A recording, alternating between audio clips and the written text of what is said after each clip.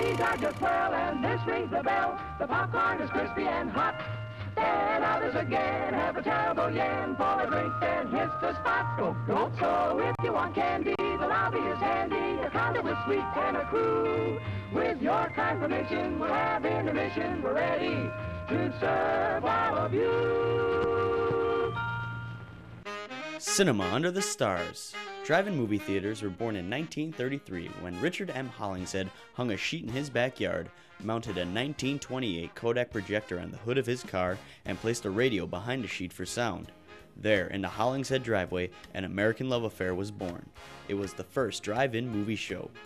Although drive-ins got their start in the early 1930s, it was not until the late 1940s that the drive-ins took off.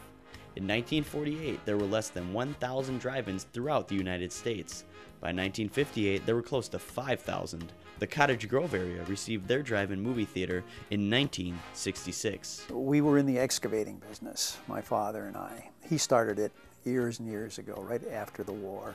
And since building drive-ins is primarily earthwork, it kind of fit in nicely with what we did. I think at the time we built it, Cottage Grove really was kind of an Orrin Thompson enclave. There were 2 or 3 Thompson projects down there, and it was really an emerging community, young community. When we purchased the land, it was a farm, as much of the property down there, of course, was.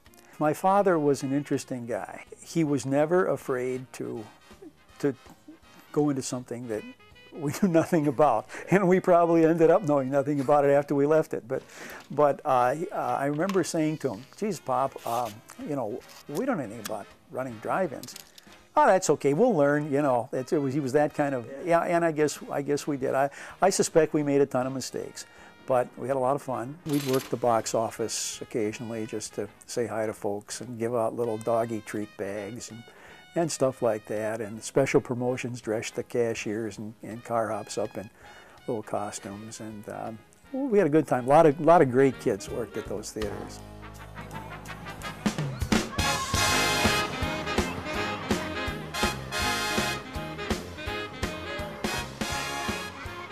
Business is pretty good there. People are revisiting the drive-ins. I've had people tell me, "I took my teenage kids to the drive-in." They didn't know what a drive-in was. They couldn't believe what, you know. And so it's kind of the, you know, back to the 50s and 60s nostalgia thing. But it's kind of gratifying to know that people really did care about it.